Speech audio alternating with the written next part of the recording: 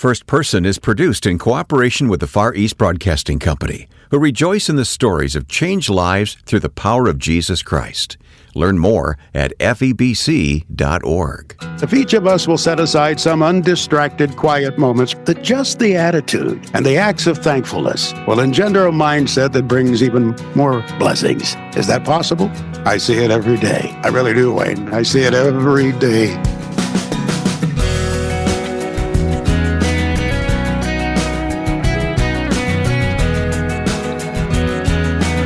Happy Thanksgiving to come, and welcome to First Person, where our guest, Max Armstrong, one of America's favorite farm broadcasters, urges us to be grateful. Together with Max, we'll pay tribute to American farmers for the abundance we enjoy. I'm Wayne Shepherd, inviting you to stay with us for the conversation. Before we turn to our guest, though, I invite you to follow the links we've provided at firstpersoninterview.com in connection with today's guest.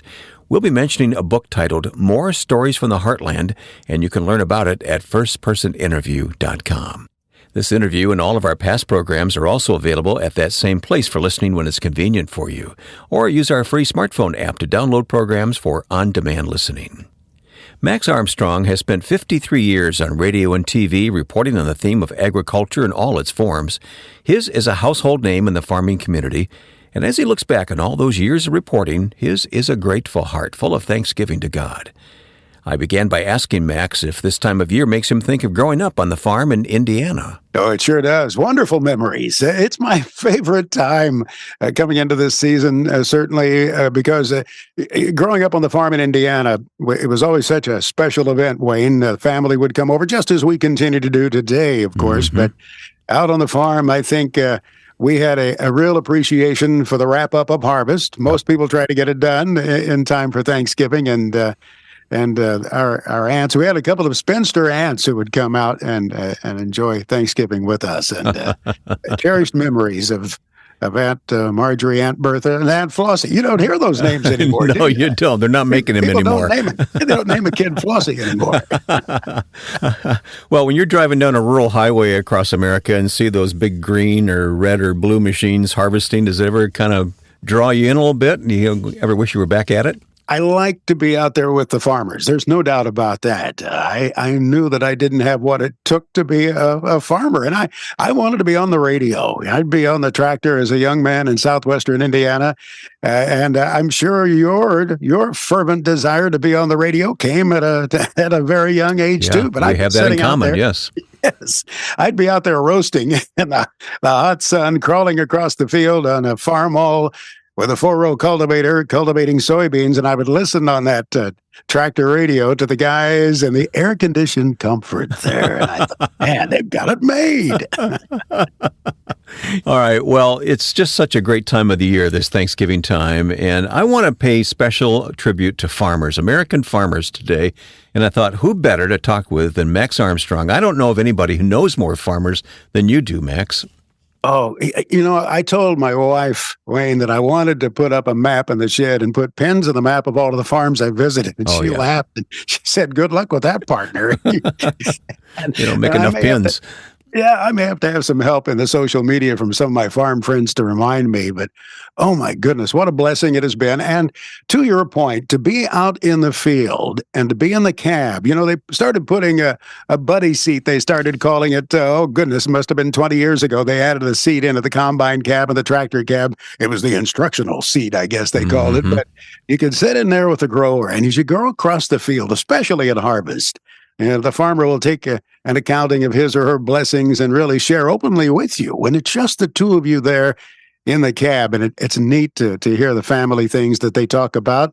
Sometimes I've been a little bit embarrassed. They share things with me. I'm surprised they share, but I feel honored that they take that confidence in me. And as you know, there's so many folks of faith out there who really, connect with the Lord in the harvest season, especially, but all times of the year.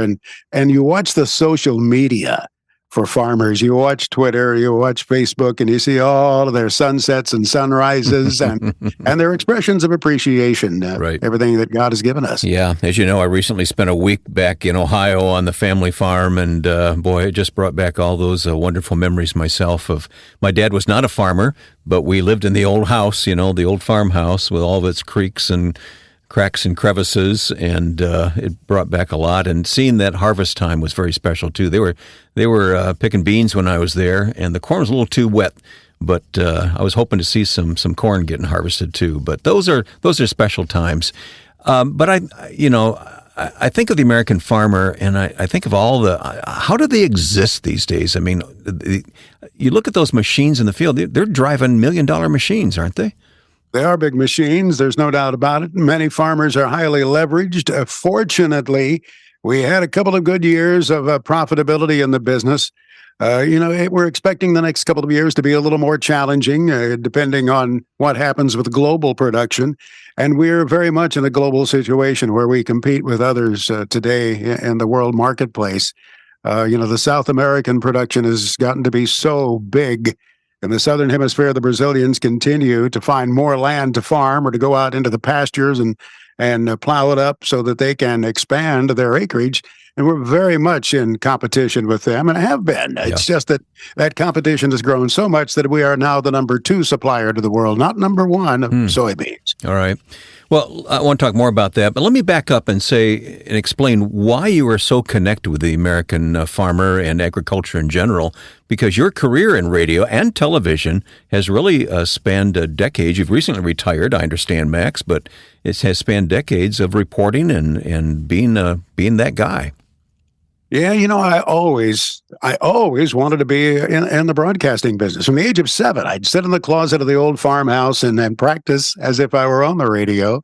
I would take the local newspaper, the Evansville, Indiana Courier, and hold it in front of me and act like I was playing to the camera. And then my 16th summer, Wayne, was a busy, busy summer. You'll appreciate this. That same summer, I got my driver's license there in southern Indiana. I tested for my FCC license, and you might remember you had to go into a big city to do that. The third-class license. Mine was in Cincinnati, yeah. Yeah. And sitting on a farm in southern Indiana, you'd had to go to Cincinnati or St. Louis or up to Chicago. Well, we were going to Detroit that summer. Now, I had relatives in Flint, Michigan, but the reason I was in Detroit was for the National Bible Bowl at the North American Christian Convention. It was at Cobo Hall, and my classmates in Sunday school and I studied week after week in that summer of my 16th year the book of Luke. So when we went to participate in the Bible Bowl that summer, I took my FCC exam at the Federal Communications Office in downtown Detroit. So it was a busy summer for yours truly. Max, your work at WGN in Chicago, of course, with the legendary Orion Samuelson, and as I said, the farm report you've done on television all these years, it's been a special career for you. Oh, it has. Orion and I were business partners for 45 years. Up until this spring, we had the partnership and owned our own television show together that we started 18 seasons ago, and I'm still contributing some to that with Max's Tractor Shed and maybe a few other things along the way. But it was just a wonderful ride. I went to work with Orion at the age of 24, and at a big city radio station at AM radio's heyday. WGN was clearly number 1 in radio in Chicago then. We had very strong personalities on the station, but to be able to go on and talk about agriculture and to share that, it was something that the people in the city appreciated because we'd explain agricultural matters to them. Yes, right. But farmers appreciated it too, Wayne, because we were talking about them. And when the first cell phones came out in the mid-'80s, I said to Orion, I have enough farmer friends who have them. Let's take calls from them out in the field. And so we would, during harvest and planting season, take calls on the radio. And they would be all the way from Green Bay to Evansville and from Cedar Rapids to over to Fort Wayne, who would call in, and you could hear them as they were sharing stories about harvest, and folks really loved listening to them. Well, you broke a lot of new ground. There's no question about that. And that city radio station that reached the entire Midwest, I know so many farmers who every day, the noon hour, they had to listen to Max and Orion on the noon show. So that was a staple in its day. It also led you around the world on the theme of agriculture. Just name a few of the places where you've been, and maybe a couple of highlights, Max. Oh my goodness, we went to Algeria, we were in Egypt, we were in Belgium, the Netherlands, Brazil. I think 3 times, 4 times, perhaps, and Argentina on a couple of occasions. Chile, Colombia, Vietnam. And, when we went into Vietnam, this was back before many people had started traveling there as tourists again from the United States. And we weren't sure what to expect going back there. And there were a couple of military veterans with us. And we would be with the Vietnamese people and not sure what to say at times. And then we realized that, my goodness, this was the shortest war they had ever fought. And they harbored no grudges against the United States. But and then we were in England during the foot and mouth disease epidemic. I was fortunate enough to visit 10 Downing Street to meet Tony Blair there because they wanted to welcome Americans back in. Max, I'm going to break in right there just to remind everyone that there is more to this conversation, and it's coming up in just a moment here on First Person. Hi, I'm Ed Cannon, and as you know, situations around the world are changing quickly. Stay current with FEBC's ministry and get a deeper understanding of people who need to find hope. Hear how you can feel the pulse of God's Spirit moving through the hearts of believers dedicated to reaching the lost. Be sure you join me for the podcast Until All Have Heard. Discover how the gospel is making a difference around the world. Search for Until All Have Heard on your favorite podcast platform or hear it online at febc.org. My guest is Max Armstrong. Max has a new book out, More Stories from the Heartland. Years ago, we talked about stories from the Heartland. Now we get to talk about more stories. Max, it's a book about people and places and tractors. I couldn't come up with the alliteration for tractors, but there's all of it in this book. It really is just a memoir, really, of your years in radio and television and you're rubbing shoulders with all these people who are in agriculture around the world. Well, it's probably too much about me, to be honest with you, Wayne. I didn't intend for it to be that way, and the folks who helped me with it, Steve Alexander and Diane Montiel, pulled the stories together, and they said, no, that's kind of the way it needs to be. But I didn't intend to have quite as much family in there. But there's some just wonderful folks that I've met along the way who've left quite an imprint on me. Yeah. Characters, some of them real characters. I know. And I said, characters can affect you for life and in a very wonderful way. Yeah, just great stories. And I teared up at some of them, Max, because, here's one. It was a high school teacher who, upon his retirement, the class presented him with a very special tractor. Yes, it was one that he had grown up on, and he had taught there for many, many years. And little did he know that some of the alums of the FFA in that community, some folks who had been his students and parents of his current students, were getting together.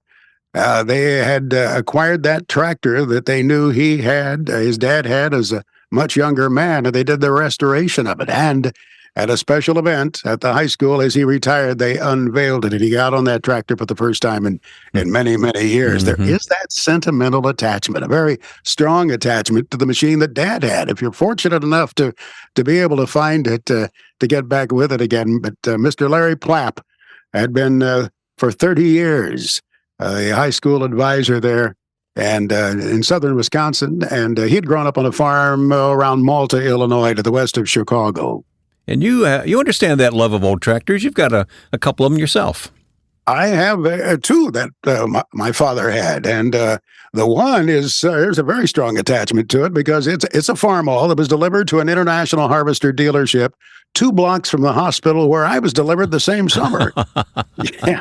And that's the tractor on which I learned to drive, and it's been with me in many different places, including downtown Chicago. Yeah.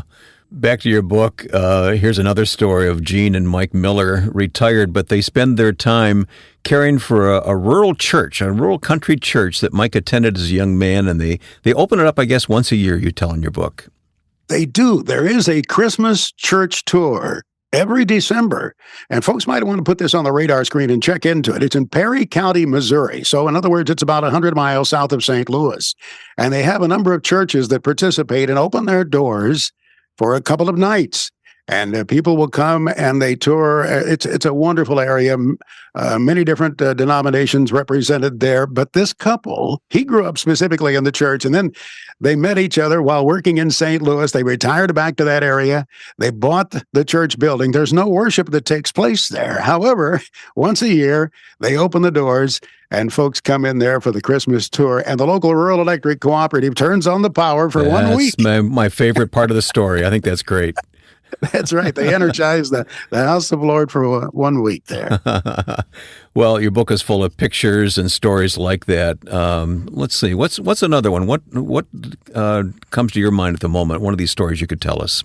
There was a fellow I worked with the name of Michael Jordan, and sure. He worked at the radio station, which is interesting because, of course, there was another Michael Jordan in Chicago sports history. But Michael worked in the sales department, and as a hobby, he would go to movie shoots and try to get bit parts. He would take a day off from his work back with the sales department there, and he would go to a movie shoot with a suitcase loaded with all kinds of sweaters and shirts and caps that he would wear so he could get a bit part, a walk-on part, non-speaking part in so many movies. And he made his way into movies like Fugitive and Groundhog Day. So whenever these run again on television, I always look for Michael in the background. But the backstory to Michael was the fact that he was such a wonderful gentleman who had an impact throughout the station on us because of, I think I described him as being Christ-like. Mm-hmm. You did, because he truly was a sweet, gentle man, always with a smile as he walked around the station. He'd never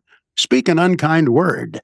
I said, no matter how much you baited him, Michael just wouldn't go there. And every Sunday, he was at his church on the south side of Chicago before everybody came in to worship, and long after they left, he was the audiovisual guy there. And he made sure that the sound system was working, and it was a passion of his, you could tell. Just a wonderful man. All these years in broadcasting, both radio and television, you got to share a story of something, maybe an embarrassing moment, maybe? Do you ever have one of those? Certainly not, right? None of those ever happened to you. Like that. No. Oh, my goodness. I don't know where you start with that. There are just so many of them, missteps that you can make, especially in live radio. And, goodness. And we were live. I mean, bloopers, I think, meant a little more back then because we were a little more formal. It was not quite the all that you have today in radio. And so when you made a mistake, it came back to haunt you. I'd been there, I think, 2 weeks, and I said, well, my colleague Orion Samuelson is up in Escanaba, Michigan. And one of the engineers hit the key. That's Escanaba. Well, let's get back to our theme of Thanksgiving here, and that is a salute to American farmers. And again, you know these folks so well. They look up to you, and you certainly look up to them. There's no question about that, Max. But what makes this breed so special? There's a farm family, and I guess I just have to use examples because of families that I know. There's a family of brothers, 3 brothers who farm in northern Indiana, and their sons now farm with them. Those guys came out of a family of 11, I believe, and their faith permeates everything they do, and it comes through. And these guys, I mean, they're just moving all the time. They, like many farm families, they've divided up the responsibilities on the Sands farm. One of them will handle the grain marketing. One of them handles the swine operation there, and they just pull together. And there was an article I was reading about them.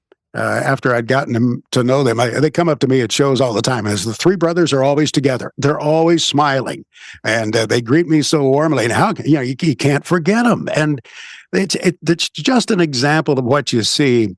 In any business, there are folks who struggle, who have difficulties, and it's a challenge for them. These guys, and I'm sure they've had challenges. They meet them, they smile with them. They don't have disagreements, they said in a recent interview, because they just, they talk together, and they know the ultimate goal, and that's to keep the farm and the family and to serve the Lord. And so it's just neat to meet these family operators. We talk so much about corporate farms today, and you hear a lot about corporate farms taking over agriculture. We are watching closely corporate investment in rural areas and the buying of farmland and foreign investment in farmland. But let there be no mistake about it, we still have a lot of great family operations. They may have incorporated for tax purposes, Wayne, but they're still very much family businesses. They meet around the kitchen table on weekly basis and plan what they're doing for the week in many instances. So I guess the family farm, I would say, is still in very good hands. Yeah, this generational aspect, it means so much to me, but I think it is changing rapidly because of the economic forces here. I mean, land is so expensive, equipment is so expensive, there's a lot of pressure, there's development that eats up farmland. So I appreciate hearing a story like that. I know there are lots of them still out there, and we just are thankful for them. That's one of the things we're thankful for here at Thanksgiving time, Max. So, hey, thanks for talking about these things. Again, you can read Max's book, More Stories from the Heartland. We'll put information about how to get the book in our program notes at firstpersoninterview.com. But you conclude the book the way I want to conclude this interview, Max, and that's with a very special final word, I guess. You say, and now this, the last 2 pages of your book. And I wonder, can I ask you just to share that with us right now? I think it's what we need to hear here at Thanksgiving. No, I'd be honored, Wayne. I tried to think of the right way to end the book. And how do you do that other than if you're a thankful person as I am? You try to convey that in some way. And I've often called this my book of Thanksgiving, just as my first one was, because I'm so thankful for the people I've been around, the folks I've met along the way, the industry that I've been involved in, but especially the family into which I was born and the church family in which I grew up. So, and now this. I've often referred to Stories of the Heartland as my book of Thanksgiving, and I hope that came across in many of these accounts I have shared, because my goodness, no one has more reason to be thankful than I do. Each autumn, even before the last Halloween treats are passed out, I race headlong into my Thanksgiving season. I'm sure those around me see a little spring in my step, hear the excitement of my voice. I often call it my season of Thanksgiving because one day just isn't really enough. And that's not a throwaway phrase I use. I really mean that. Some may think that I'm not abundantly grateful because I simply do not pray well, or at least not out loud in public. It is the case when the prayer needs to be delivered vocally, thanking our Almighty God for the endless blessings He has bestowed upon us. I guess I'm fearful someone will think I'm pompous or pretentious while pretending to be pious. I often stammer or stutter in my oral prayer, seemingly apologetic. I'm far more efficient in my private moments of prayer and always start those with my listing of things for which I'm most thankful. But whether in public or private, that must always be a greatly abbreviated list because I have, in fact, so many things for which to give thanks. And do you think it is harder today to be thankful? From the raucous, amped up, partisan malarkey, as I guess I would call it, being spouted in the never-ending news cycle, one might conclude there are fewer things for which we should be grateful. But I would argue that the need for gratitude is unchanging and everlasting, and that if each of us will set aside some undistracted, quiet moments, regardless of our faith or our walk in life, that just the attitude and the acts of thankfulness will engender a mindset that brings even more blessings. Is that possible? Oh, I know so. I see it every day. I really do, Wayne. I see it every day. So I can speak with confidence about that. Yeah, that's such a powerful conclusion to Max's book that I had to ask him to share it with us as we approach Thanksgiving. I would add, give thanks to the Lord and forget none of His benefits. Our guest has been Max Armstrong, and his book, his second stories book, is called More Stories from the Heartland. We place a link to the book so you can find it easily at firstpersoninterview.com. These programs are made possible through the support of the Far East Broadcasting Company, who is thankful for our many friends and supporters. FEBC reaches deep into the world's difficult-to-penetrate countries with the gospel, training listeners in God's Word and helping to build churches. Take a few moments to hear some of the outstanding stories of how God is using radio to accomplish His kingdom purposes. Go to febc.org. Now, with thanks to my friend and producer Joe Carlson, I'm Wayne Shepherd. Join us next week at this time for First Person.